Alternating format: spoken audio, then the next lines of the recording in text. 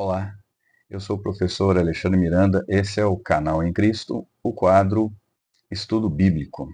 Hoje vamos abordar o tema O Milagre da Viúva e o Perigo da Teologia da Prosperidade.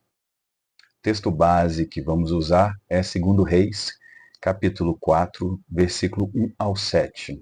Vou fazer agora a leitura deste texto para a gente começar o estudo bíblico. Vamos lá. 2 Reis, capítulo 4, versículo 1 a 7. E uma mulher das mulheres dos filhos dos profetas clamou a Eliseu, dizendo: Meu marido, teu servo, morreu, e tu sabes que o teu servo temia o Senhor, e veio o credor para levar os meus 2 filhos para serem servos. E Eliseu lhe disse: Que te hei de fazer? Dize-me que é o que tens em casa? E ela disse: Tua serva não tem nada em casa, senão uma botija de azeite.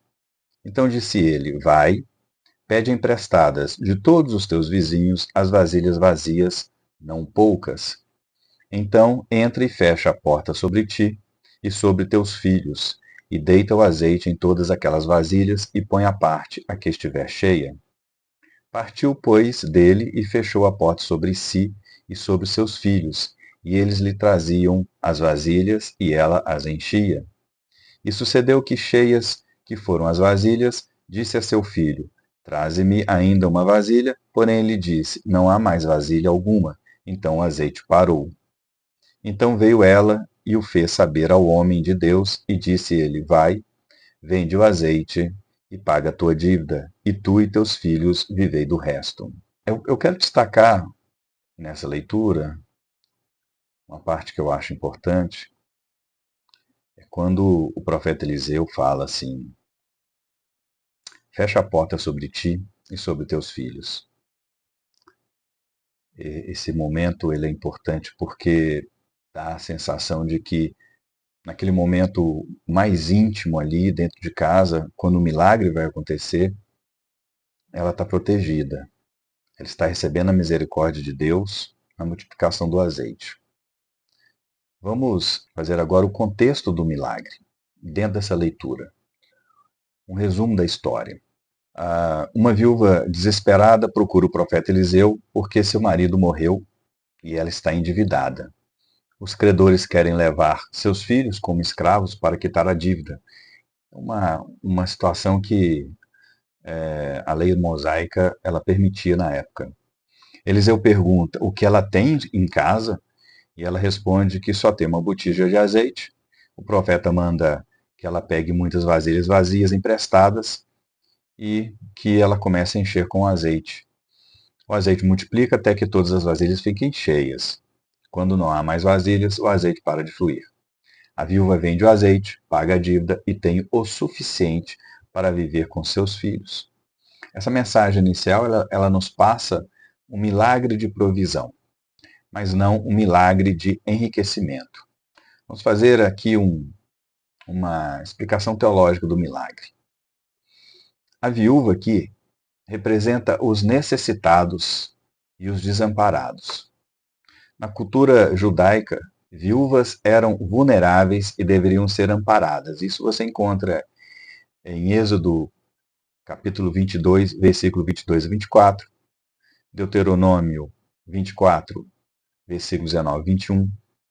E o fato de ela estar endividada e à beira de perder os filhos mostra que a sociedade não estava cumprindo a lei de Deus.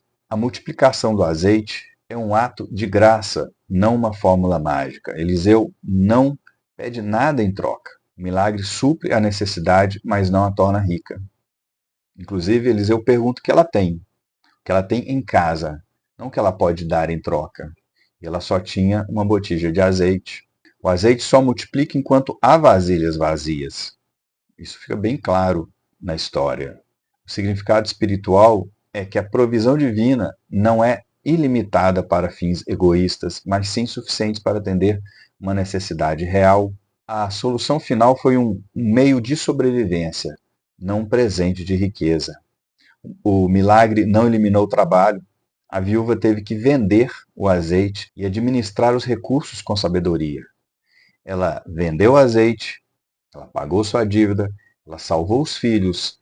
O que restou dessa venda, desse empreendimento, ela teve que administrar para poder viver desses valores que sobraram.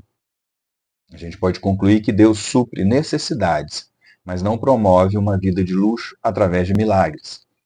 A vida de luxo não é condenada. Através do seu trabalho no mundo, você vai chegar a uma vida de luxo, mas você não vai pedir uma vida de luxo para Deus.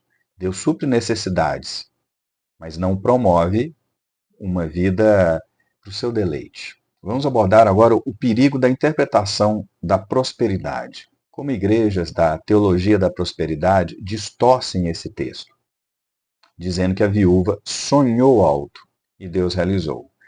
Mas em nenhum momento do texto você lê que a viúva tinha um sonho, ela estava lá sentada na varanda de casa, sonhando em ter um empreendimento, um negócio lucrativo. Não, ela estava desesperada. Estava na condição de viúva, ela tinha dívidas, os credores queriam vender os filhos como escravos para pagar a dívida. Então ela foi, pediu socorro ao profeta Eliseu. Logo aqui no versículo 1, ela fala: meu marido, teu servo, morreu, e tu sabes que o teu servo temeu o Senhor. Então aqui ela faz esse link da sua colocação dentro da comunidade. Então ela não estava sonhando, ela estava passando necessidade, ela estava em pânico. Uma outra distorção é dizendo que Deus pode dar riquezas materiais se você der uma oferta de sacrifício. Eu já vi isso bastante. Imagina Eliseu perguntando para ela: o que você tem em casa? Ela tem uma botija de azeite. Então ele fala: traz a botija de azeite, deixa aqui comigo, vai para casa, vai orar com fé que Deus vai te multiplicar. E suas dívidas serão pagas e seus filhos serão salvos da escravidão. Não foi isso que ele fez. Ele perguntou: o que você tem em casa? Ele disse o que fazer. Eliseu nunca pediu dinheiro ou bens para que o milagre acontecesse. Outra distorção é quando dizem que esse texto prova que Deus multiplica finanças para quem tem fé. Mas o milagre foi para suprir uma necessidade real, não para gerar riqueza e luxo. Esse texto é muito claro. Ele faz uma denúncia de que a lei de Deus não estava sendo cumprida. Ali você tem a figura da viúva e a figura dos órfãos. Os filhos eram os órfãos e a proteção era para viúvas, órfãos, estrangeiros, e ali não estava sendo cumprido. E ela foi ao profeta pedir essa ajuda. Eu quero ler um trecho aqui do livro de Tiago, capítulo 4, versículo 3 a 4, que ele é interessante. No estudo bíblico passado eu citei o versículo 4. Aqui eu vou citar o 3. Pedis e não recebeis, porque pedis mal, para gastardes em vossos deleites. E o versículo 4, ele fala: adúlteros e adúlteras. Aqui não são os adúlteros os que cometem adultérios. Aqui os adúlteros se refere na promiscuidade do povo de Deus que adultera em relação à lei, tá desviando do caminho, se envolvendo com coisas mundanas, com ídolos. Então ele fala aqui: adúlteros e adúlteras, não sabeis vós que a amizade do mundo é inimiga contra Deus? Portanto, qualquer que quiser ser amigo do mundo, constitui-se inimigo de Deus. Deus não responde a orações motivadas por desejos egoístas e mundanos. Essa visão de um Deus que tem um foco nesses desejos sociais, mundanos, de prosperidade, de construção, não tem fundamento bíblico. Vamos falar agora da verdadeira aplicação para hoje. A viúva representa aqueles que realmente precisam de ajuda. Hoje, a igreja deve ser o instrumento de Deus para suprir os necessitados. Isso pode acontecer através de doações, apoio comunitário, ensino e discipulado. O milagre do azeite pode ser interpretado como uma ação da comunidade cristã. Se há uma mãe em necessidade, quem são as vasilhas que a ajudarão? A igreja pode prover alimento, roupa, dinheiro, emprego, ensino, apoio emocional. A comunidade, cada membro da igreja, pode ser representado pelas vasilhas Nós temos um exemplo bíblico em Atos, capítulo 2, versículo 44 e 45, onde a igreja primitiva compartilhava tudo que tinha. Vou ler aqui o 44. E todos que criam estavam juntos e tinham tudo em comum, e vendiam suas propriedades e bens e repartiam com todos, segundo cada um havia de mister. Aqui eu não estou dizendo que nós devemos pegar todos os nossos bens, vender e dar para a igreja. A igreja primitiva vivia um tempo muito diferente do nosso. Agora, é sensato dizer que dentro da comunidade cristã, ali, inicialmente dentro da igreja, quando nós encontramos alguém em necessidade, em situações semelhantes à viúva, podemos prover essa família com alimentos, roupas. A igreja pode ter um fundo para que ações sociais sejam feitas. A fé em Deus não é um caminho para a riqueza material.